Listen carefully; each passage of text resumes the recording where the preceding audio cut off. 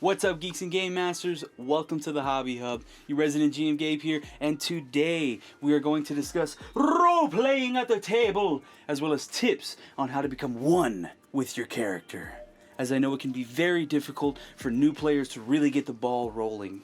So, without further delay, let's equip our masks of many faces and get into character.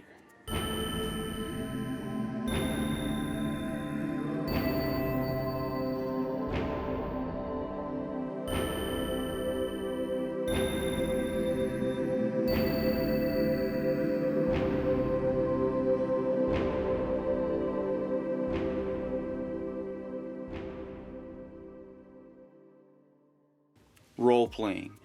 It is defined in the dictionary as acting out or performing the part of a person or a character. In this case, it's the characters we create for tabletop role-playing games. In my opinion, role-playing at the table means to become your character, to think the way that they would, to act upon their deepest desires, and to react specifically how they would. Now, I'm not saying that you have to be a master of the thespian arts in order for you to play at the table, or even for you to have fun. But what I am saying is that if you try to roleplay, you'll have even more fun at the table. If you've ever watched an episode of Critical Role, you'll know what I mean. Sure, they're all talented voice actors, but when they roleplay, they evoke emotion into their characters, which is something that anybody can do. We traveled into the fucking nine hells to get Pike a suit of armor. We went and battled a city of vampires so Percy could feel good about his name. We fought Goliaths for grog. We've traveled across planes of existence so you could fix your fucking daddy issues. But you've never done anything for me. Ever. You've never risked anything. You don't know me. You don't know anything about me. What's my mother's name? What's her name? Easy question. Died in front of me. Killed by a goblin. Biggest part of my life. What's her name? And this is important because emotion is what makes for good roleplay. I mean, that's what makes us human, right? And this is the goal of roleplaying. To create a dynamic character with emotions so that they feel real. In my opinion, as a game master, it does not matter if you have the most skills or deal the most damage.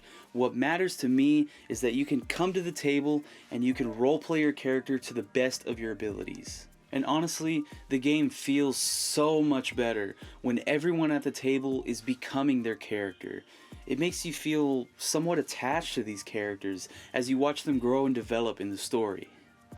And you, young Skywalker? We will watch your career with great interest. The first step you should take when practicing role-playing at the table is to find your comfortability. You don't have to go all out your first session if you don't want to. It's okay to ease into it.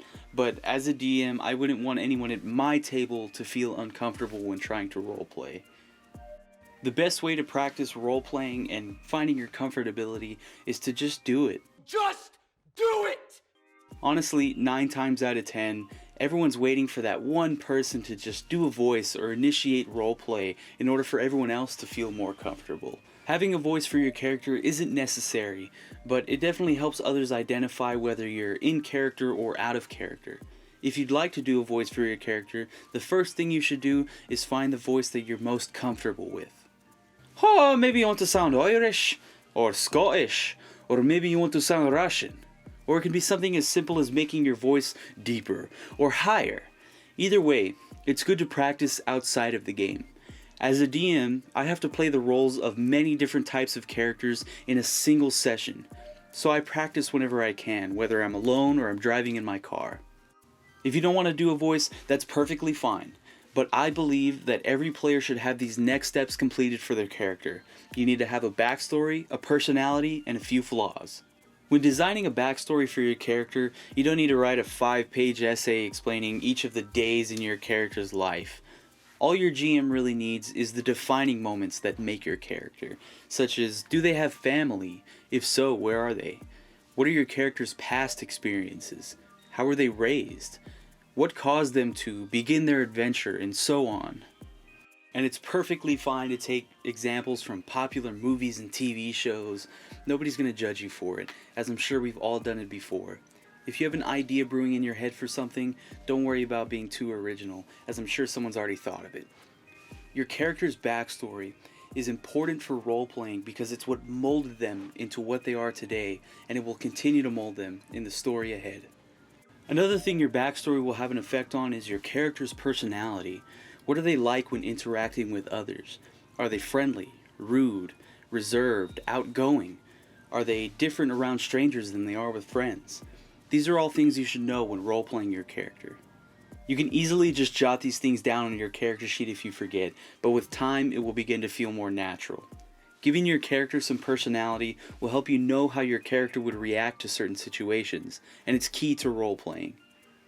An easy way to figure out your character's personality is to look at their stats for said game. If we're playing D&D, there are 6 ability scores that we can look at: Strength, Dexterity, Constitution, Intelligence, Wisdom, and Charisma. Usually all tabletop role-playing games will have similar stats. If your character has a high score in, let's say, Charisma, they might be more talkative and outgoing. Here he is, the one and only winner of the Gemini Croquette Contest. This boy is fueled like fire. So start melting, ladies, because the boy is hotter than hot. He's hot, hot, hot. If they have a high intelligence, they might be more calculated and strategic. I understand that Arcaria has some very interesting weather patterns. Mr. Data, are you all right? Yes, sir. I am attempting to fill a silent moment with non-relevant conversation. Small talk. Yes, sir. If they have a high wisdom, they might be like Confucius and recite words of wisdom. So, Top thinks you give pretty good advice. And great tea. The key to both is proper aging. What's on your mind? I'm sure you get the picture. Now on the other side of that same coin, we can roleplay our character's weaknesses, because let's be honest, every good character that's ever been written has their flaws. For example, let's say that your character has a low constitution. Maybe they get sick really easily, they begin coughing and sneezing every now and then. Here's that patty you wanted, Mr. Krabs, sir.